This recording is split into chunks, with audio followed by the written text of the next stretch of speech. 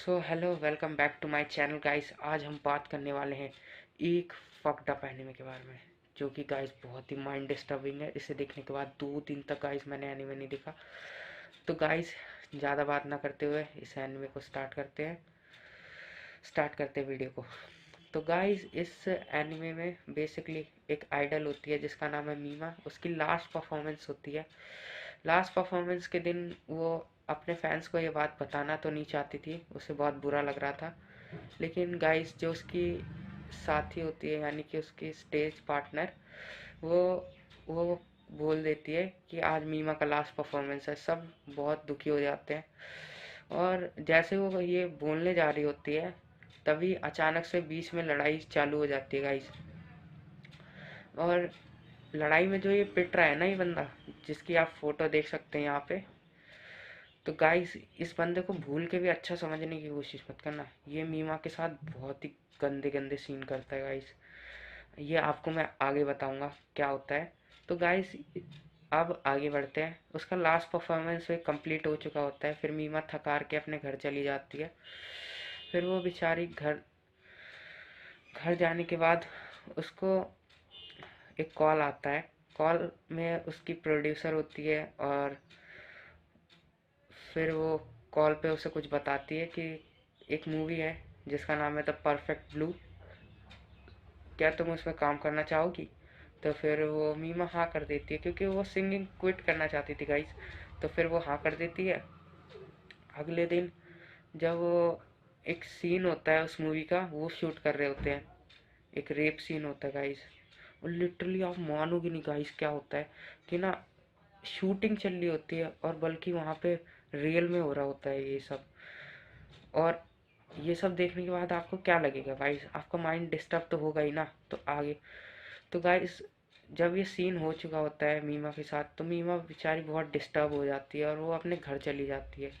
फिर अगला दिन दिखाया जाता है। जो मैंने आपको बंदा बताया था ना स्टार्टिंग में, जो मीमा का ऑडिशन के दिन बहुत ही बुरी तरीके से पिटा था, जिसकी आपने फोटो भी देख ली होगी।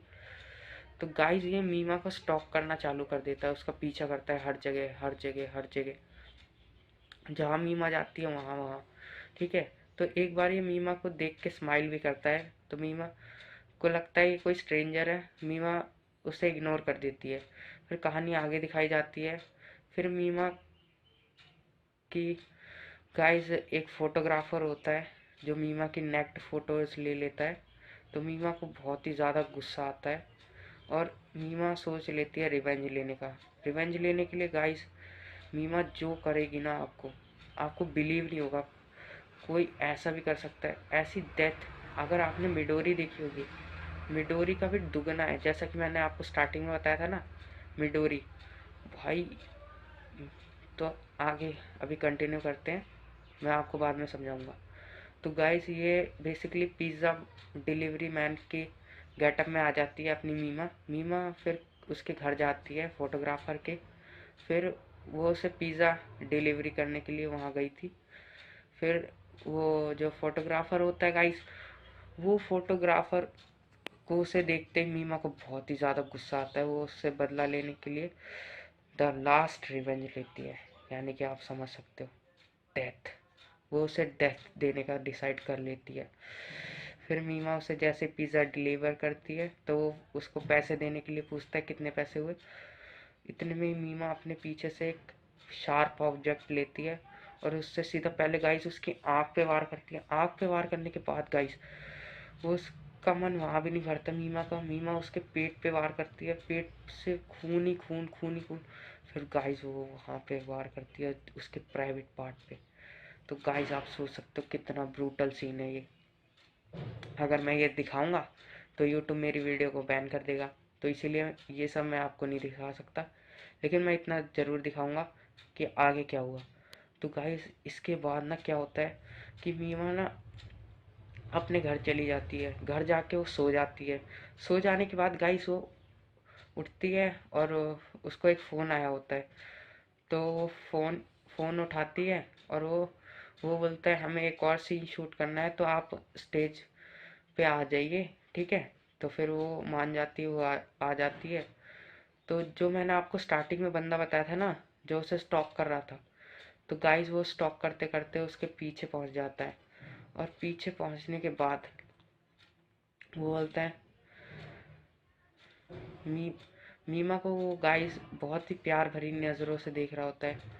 फिर वो बोलती है मैं मीमा नहीं हूँ, लेकिन वो बोलता है तुम उस फोटोग्राफर को उल्लू बना सकती हो, मेरे को नहीं। तो फिर वो गाइस वो ना मीमा के साथ ज़बरदस्ती करने लगता है, उसको उसके कपड़े वपड़े सब फाड़ देता है गाइस। अगर वो सीन दिखा दूँ तो वो नहीं दिखा सकता, लेकिन गाइस वो उसके कपड़े भी फाड़ देता है, और मीमा बेचारी डर जाती है। और जो मैंने आपको स्टार्टिंग में वो इंसान दिखाया था ना, उसके हाथ में गाइस चाकू भी होता है। इसीलिए मैं कह रहा था इससे सीधा इंसान सोचने की गलती भी मत कर देना। आजकल जैसे सावधान इंडिया में नहीं दिखाते सीधे लोग ही आगे चल के कितने बुरे बुरे काम करते हैं, वैसा ही है गाइस। और सामने से ये बंदा आता है और मीमा के ऊपर चढ़ जाता है।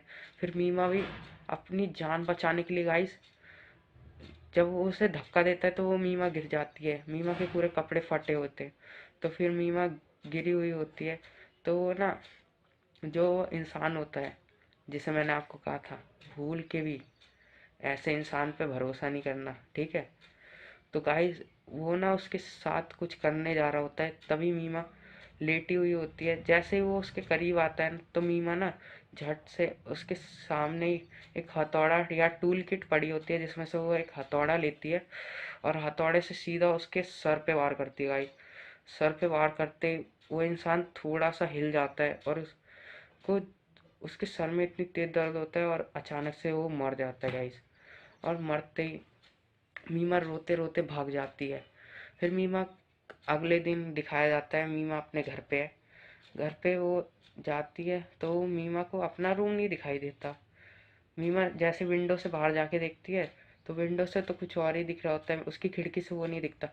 तो मीमा के पीछे हूबहू उसकी जैसा दिखने वाला कोई था। तो मीमा उससे पूछती है हु आर यू। तो वो कहती है आई एम मीमा।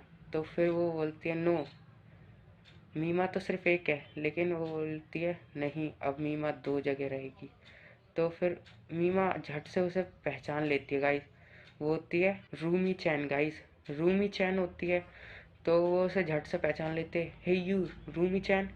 तो फिर रूमी चैन उसकी जगह लेने की कोशिश करती है मीमा की, लेकिन मीमा उसे झट से पहचान लेती है। इस वजह से उसे बहुत ज़्यादा गुस्सा आ जाता है। वो सोचती है तुमने सही कहा, एक ही मीमा है, अब एक ही मीमा जिंदा रहेगी। तो फिर वो क्या करती है ना, उसकी जान की प्यासी हो जाती है। फिर वो उसे मारने की कोशिश करती है मीमा को। मीमा के हाथ पे वार होता है गाइस, उसके हाथ से खून निकल रहा होता है। और फिर वो मीमा खिड़की से कूद जाती है और उसके पीछे पीछे रूमी चैन भी आ जाती है, और रूमी चैन उसका पीछा करते करते फिर गाइस रूमी चैन उसका पीछा कर रही होती है।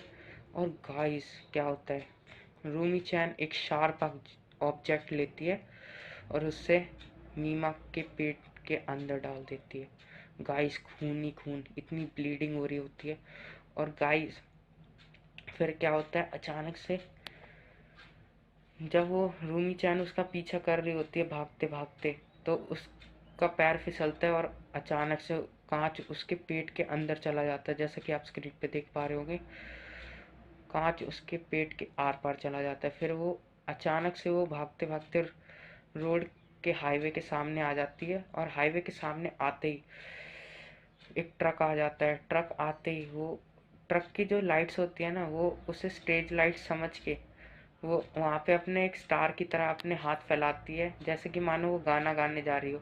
मीमा ये दूर से देख लेती है और वो उसे बचाने के लिए दौड़ती है, और वो इतनी तेज से धक्का देती है कि वो दोनों की जान बच तो जाती है। लेकिन फिर वो एक हॉस्पिटल में आते हैं, और फिर बाद का सीन दिखाया जाता है कि मी मीमा एक कार में बैठ चुकी है, और मीमा अब ठीक हो चुकी है पूरी तरीके से। तो मीमा अब क्या करती है ना गाइस, वो कार में बैठती है और फिर वो चली जाती है। और वो कार में बैठते ही कहती है I am the only one, I am real. यानी कि उसका मतलब था मैं ही असली हूँ। ठीक है गाइस, यहीं पे ये एनिमे समाप्त हो जाता है। अगर इसे आपको पूरा देखना है तो आप मेरे टेलीग्राम चैनल को ज्वाइन कर सकते हैं। वहाँ पे इसकी पूरी लिंक है, आप उसे पूरा देख सकते हैं। डिस्क्रिप्शन में मैंने इसका लिंक दे रखा है। और डू सब्सक्राइब भूलना मत। भूल भूल गए तो देखना, आके आपको बहुत मारूंगा।